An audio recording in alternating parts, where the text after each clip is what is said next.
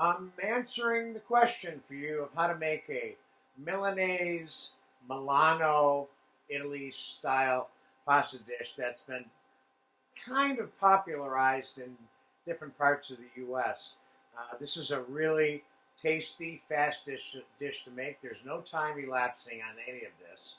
We're going to make the dish in one take here right now, okay? Um, we're going to start out by telling you what the ingredients are. Fresh chopped sage.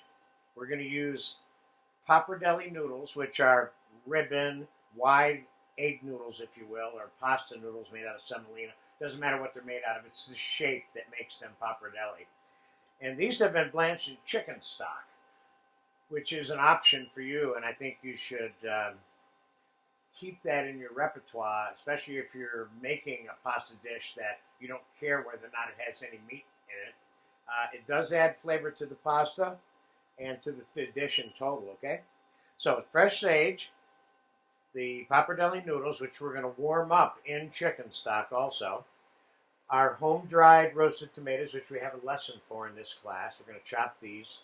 The roasted pureed garlic, which we have a lesson for also in this class, and cream and Parmesan cheese and a little bit of olive oil.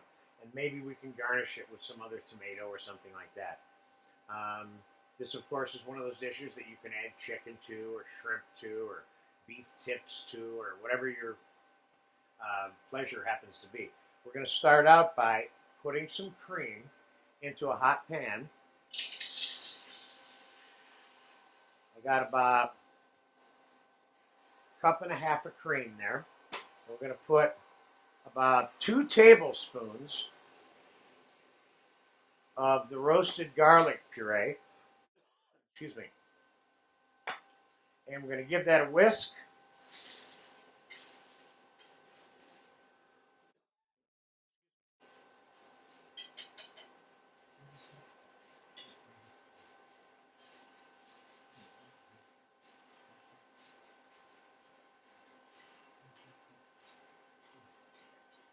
I'm going to put a splash of chicken stock in here. Cream reduced fast because the pan was nice and hot. I'm going to put a couple tablespoons of fresh chopped sage.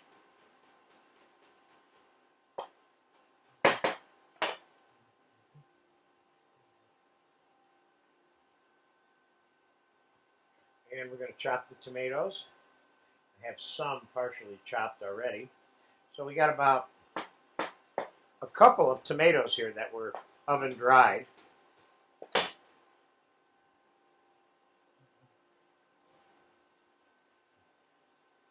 This is a nice, simple, easy dish to make.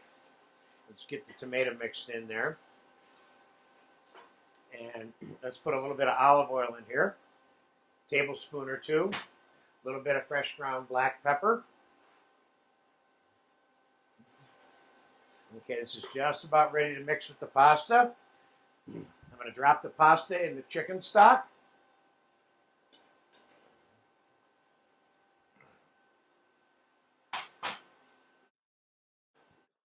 Excuse me. Okay, I'm going to shut this off and bring it over here for you to look at. It is certainly reduced enough. And one of the things that I can't stress enough to you is that whenever you're using cream or a lot of cheese, the pasta sauce and the pasta mixed together can have a tendency to be pasty. So you want to keep in mind that you can add water, chicken stock, whatever you need to make it a little bit slippery, which I think is preferred by most people. You don't keep adding more cream to it. That's just another way of making it richer. Let's give this a taste.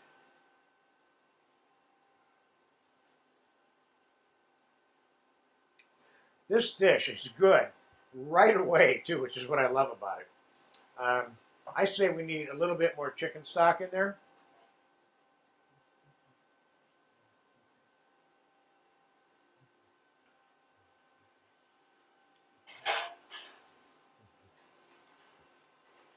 Okay, the noodles are warm. That's a little bit thinner now. I like that.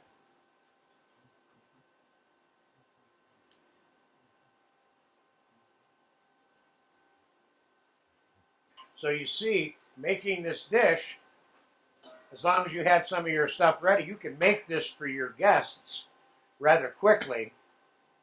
Whatever length of time this video is, which is probably like 3 or 4 minutes here, I think, you know.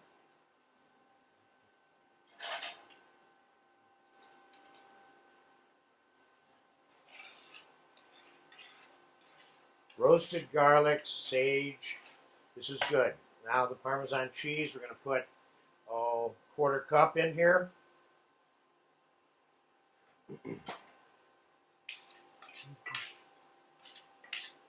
This is a very simple dish. Absolutely delicious. Let me taste this sauce here now.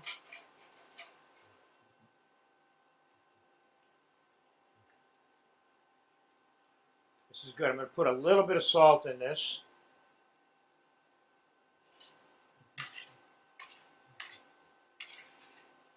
Okay. Now, let's put this one on a plate. Just for fun, so you can get a closer look at it. The pasta bowls have a tendency to hide the sides of what this looks like. Nice dish.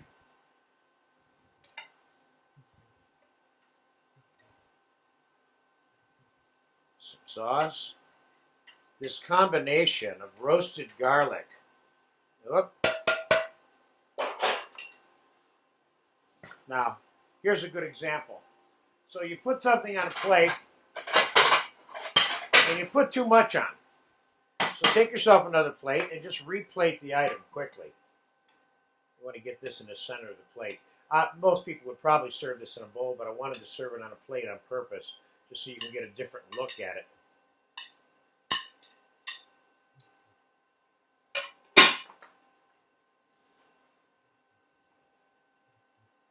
Now, this one definitely gets Parmesan cheese on top. And I would put a little bit more chopped sage on top of this for garnish and color.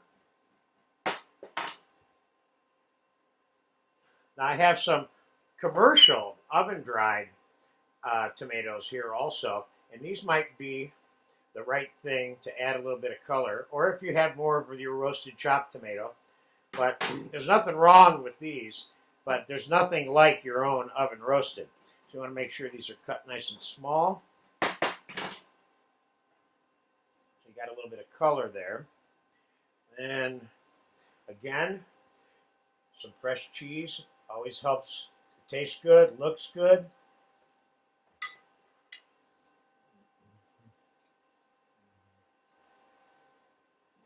And a little bit more olive oil on the top. Okay, there you have it. This is a really delicious dish. Just think about it. Chicken stock, fresh roasted tomato, fresh roasted garlic puree, sage, cream, Parmesan cheese. It has everything in it. It's great. So I think it took about 5 minutes to assemble this. Keep that part in mind. And it's not an expensive dish. And I remind you that adding protein type dish things to this or vegetable type things to this is certainly an option for you. But this basic flavor of the cream, roasted garlic, sage, and roasted tomato, you can use that for all kinds of stuff. I mean, technically, you could have just made that sauce, didn't even serve pasta, and put this on grilled chicken or anything, you know. So there you have it. This is a nice Milanese style dish from the region around Milano that's been very popular in the U.S. Enjoy this.